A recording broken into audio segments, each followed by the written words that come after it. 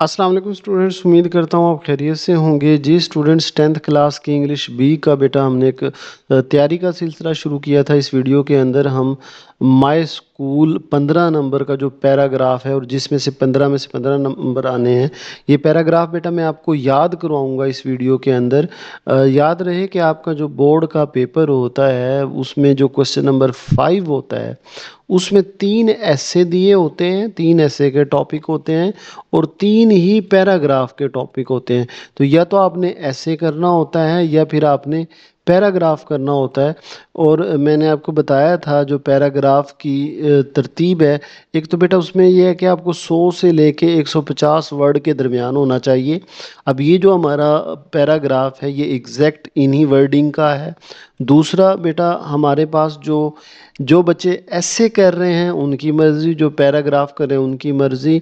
अगर आप ऐसे बेटा कर रहे हैं तो मैंने इम्पोर्टेंट ऐसे वाली वीडियोस में बताया था कि आपको ये वाले 16 ऐसे करने होंगे और इन 16 ऐसे में से आपका ऐसे हो जाएगा।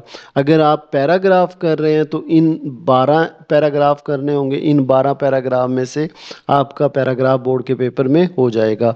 तो इसी का सिलसिला बेटा हमने शुरू करना है। ये पहला हमारा पैराग्राफ है और दूसरा जो बोर्ड की इंस्ट्रक्शन होती हैं जब पेपर चेक हो रहे होते हैं तो ये एक इंस्ट्रक्शन दी होती है कि किस तरह आपने पैराग्राफ को तैयार करना है। क्योंकि देखने में आपको ये पैराग्राफ ऐसा लगेगा सर ये छोटा सा नहीं है, क्या इसके 15 नंबर मिल जाएंगे? तो ये बेटा इंस्ट्रक्शंस आप पढ़ सकते हैं। हाँ, क्या एक बड़ा क्वेश्चन बच्चे करते हैं कि सर क्या जो इंग्लिश बी की बुक के अंदर लिखा हुआ है क्या हम वो कर सकते हैं? तो ये बेटा इंस्ट्रक्शन आप पढ़ सकते हैं। अब पहले ही आपकी सवाल का जवाब कि इंग्लिश बी के अंदर यानी जो grammar and composition of text book board की है आपकी, वो बेटा आपकी मिनिमम बेंचमार्क है। इस जुमले का मतलब क्या है? इसका मतलब है कि अगर वो आप लिखेंगे ना, वो कम से कम है, उससे ज़रा बराबर भी कम किया तो आपके नंबर कट जाएंगे। क्योंकि देखिए एक तो वो मुश्किल वर्डिंग के साथ है, दूसरा वो बहुत छोटा है। कहीं भी छोटी सी गलती की आपके नंबर कट जाएंगे। इसीलिए पेपर चेकर के लिए लिखा हुआ है कि extra material should be encourage, कि जिस बच्चे ने ज़रा ज़्यादा करके लिखा है उसको इनकरेज करें, मतलब मार्क्स उसे अच्छे दें। ठीक है, बाकी आपकी बेटा स्पेलिंग के और इनके मार्क्स कटते हैं, ये मैंने एक अलग वीडियो में डिस्कस किया है। यहाँ जस्ट ये बताना था कि ये जो आपका मैंने पैराग्राफ लिखा है ये पूरे 15 नंबर में से 15 नंबर वाला है और इस वीडियो के अंदर हम इसको याद करेंगे। तो वीडियो आप पूरी देखेंगे, ये आपका ये सुनी हुई वीडियो ना आपके काम आ जानी है, ये मैं आपको बता रहा हूँ। और मोस्ट इम्पोर्टेंट है, देखिए मैंने इंपॉर्टेंट पैराग्राफ्स में ये लिखा हुआ है, ये 12 दफ़ा बोर्ड के पेपर में अपीयर हुआ है। ठीक है, तो चलें जी शुरू करते हैं। बेटा वीडियो अगर लाइक नहीं की तो वीडियो ज़रूर आपने लाइक कर देनी है। शुरू करते हैं जी। A school is building with tomorrow inside. बेटा ये आपने कोटेशन लिख देनी है, बड़ी अच्छी कोटेशन है। अ स्कूल इज बिल्डिंग, स्कूल वो बिल्डिंग है, विद टुमारो इनसाइड, जिसके अंदर हमारा कल होता है। ठीक है, यही है ना, स्कूल ही हमें डिफाइन करता है कि कल हम फ्यूचर में क्या बनने वाले हैं। A school is a building with tomorrow inside. ठीक है, याद हो गई ना कहावत, quote. A school is a building, school वो बिल्डिंग है, विद टुमारो इनसाइड, जिसमें कौम का कल छुपा हुआ होता है। My school is the centre of attraction for me. मेरा जो स्कूल है मेरी तवज्जो का मरकज़ है। My school is a centre of attraction for me, मेरे लिए स्कूल बहुत अहम है। ये उर्दू तर्जुमा है। My school is the centre of attraction for me. It is situated outside the city. ये सिटी के बाहर वाक़ है, शहर से बाहर ही होते हैं ज़्यादातर स्कूल। तो it is situated outside the city. The building of my school is very large. मेरे स्कूल की जो बिल्डिंग है वो बहुत बड़ी है। The building of my school is very large. There are about 30 class room in it. There are about 30 class room in it. इसमें तकरीबन 30 कमरे हैं। All the rooms are big and airy. तमाम के तमाम जो रूम्स हैं वो बड़े हैं और हवादार हैं। अब ये बेटा इसका हो गया स्टार्ट, क्योंकि आपकी जो इंस्ट्रक्शन लिखी हुई हैं वो कहता है कि जो आपका होना चाहिए पैराग्राफ या ऐसे, उसकी एक प्रॉपर बिगनिंग होनी चाहिए, प्रॉपर उसका मिडल होना चाहिए और प्रॉपर उसकी एंड होनी चाहिए। तो ये हमने इसकी बिगनिंग बना दी। ठीक है, अब आगे आ जाइए। There are 3 laboratories of science subject for experiment. There are 3 laboratories of science subjects for experiment. तजर्बात के लिए 3 लेबॉर्ट्रियाँ हैं जी, तजर्बागाहें कितनी हैं? 3। ये उर्दू बेटा आपने पेपर में नहीं लिखनी है, तो मैंने आपके तर्जमे के लिए लिखी है, ठीक है। There are 3 laboratories of science subjects for experiment. My school has a grand library for students. मेरे स्कूल के अंदर एक बड़ी लाइब्रेरी भी है for students and teachers. My school has a grand library for students and teachers. It also has a well decorated, वो बहुत सजी हुई है, ऑफिस फॉर हेड मास्टर। एक सजा हुआ डेकोरेटेड ऑफिस भी है हमारे प्रिंसिपल का, हेड मास्टर का। तो it has also has a well decorated office for head master.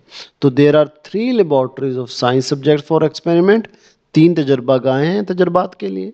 My school has a grand library for student and teachers. It also has a well decorated office for head master. ठीक है जी। इसके बाद है जी, there is a beautiful park in front of the library. There is a beautiful park in front of the library. जो library है उसके सामने क्या है? एक पार्क है, खूबसूरत पार्क है। The school compound looks very beautiful. जो स्कूल का कंपाउंड है, यानी जो एरिया है, वो बड़ा खूबसूरत लगता है। विद फ्लावर बीड्स, वो जो क्यारियां बोलते हैं जिसको, फ्लावर बीड्स, फूलों की क्यारियां। ऑल अराउंड इट, उसके इर्द गिर्द जो क्यारियां हैं, जो स्कूल का कंपाउंड है उसमें इर्द गिर्द क्यारियां लगी होती हैं, वो बड़ी खूबसूरत है। My school has 3 big play ground. मेरे स्कूल में कितने प्ले ग्राउंड है बेटा? 3। My school has 3 big play ground for cricket, एक क्रिकेट का है, football and hockey. Games are played regularly here. Games are played regularly here. तो this is a beautiful park in, sorry, there is a beautiful park in front of my library. मेरे library के सामने एक खूबसूरत park है। The school compound look very beautiful with flower beads, flower beds all around it. मेरे school का जो compound है वो फूल, मैंने पहले बीड पढ़ दिया, सॉरी बेटा, school flower beds.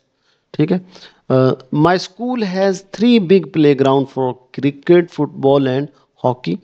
Games are played regularly here. यहाँ रेगुलर गेम खेली जाती हैं। 40 teacher work in my school. 40 teachers work in my school. All of them are efficient, सारे के सारे काबिल हैं, and hard working. All of them are efficient and hard working. और हेड मास्टर इज कॉम्पिटेंट। हमारा जो हेड मास्टर है वो कॉम्पिटेंट है, लाइक है। और head master is a competent man. हमारा जो हेड मास्टर है वो कॉम्पिटेंट मैन है। The discipline of my school is very good. जो मेरे स्कूल का डिसिप्लिन है वो भी बहुत अच्छा है। ऑल द स्टूडेंट्स, अच्छा बेटा ये अब हमने मिडल कर दिया, ठीक है, इसका सेंटर यहाँ से यहाँ तक, ठीक है। अब हम जी चलने लगे हैं अपने एंड की तरफ।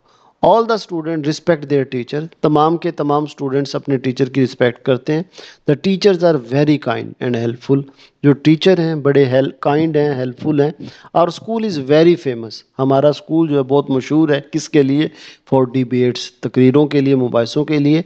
My school always shows 90 to 100% result in secondary school examination. मेरे स्कूल का जो सेकेंडरी स्कूल एजुकेशन में रिजल्ट आता है वो 90 से 100% आता है। I am very proud of my school. मुझे अपने स्कूल पे बहुत ज़्यादा फ़ख्र है।